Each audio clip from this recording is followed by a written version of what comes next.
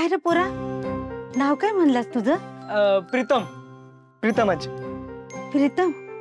हे बघ प्रीतम, आता सणासुदीला तू आलायस, इथंच राहा की. का नाही आजी, मला आवडेल इकडे राहायला. हो दादा, तू इकडेच थांब, आपण खूप मजा करू. हा शाबाश. वय वय, समधे मिळून आपण दिवाळी सण साजरा करूया. नाही नाही आजी, त्याचं काय आहे की प्रीतमला ना घरी जावं लागेल. का? अरे मला राहू दे ना इकडे. आजी ऍक्च्युली म्हणजे कसं आहे की त्याला पण घर आहे ना, आई आहे जी वाट बघतीये, आणि ना त्याच्या खांद्यावर भरपूर जबाबदारी आहेत का, त्यामुळे त्याला गेलं पाहिजे. सॉरी, पण प्लीज समजून घे. ओके, तू म्हणतोस तर मी आज रात्री निघतो बस. पण आता मला पारूच्या हातचं जेवायचं. ऑब्विसली जेवूनच जायचंय तुला. ओके. हा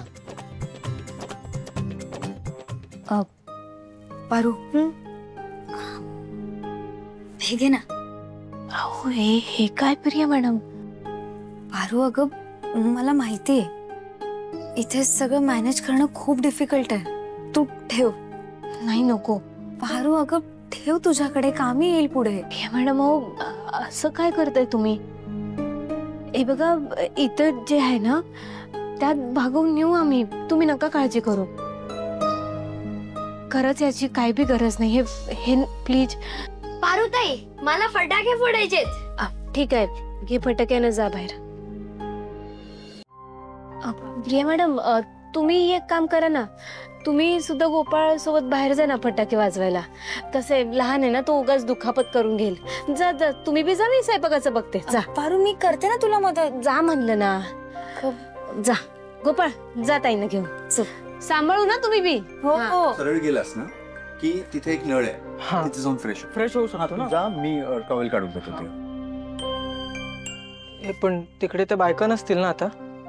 नाही रे, जा. आजी, मी तुला पानं वाढल्यावर उठवतो, तोपर्यंत आराम कर. हा, घे पट.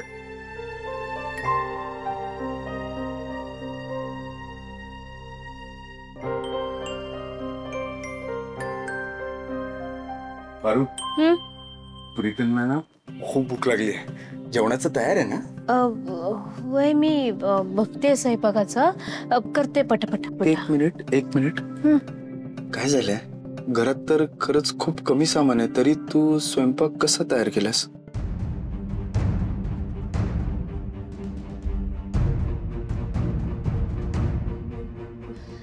विसरलात ना तुम्ही? तुम्हीच मगाशी सामान आणलं ना, त्यातनच वापरतेय. हो, पण मी थोडंसं सामान आणलं आणि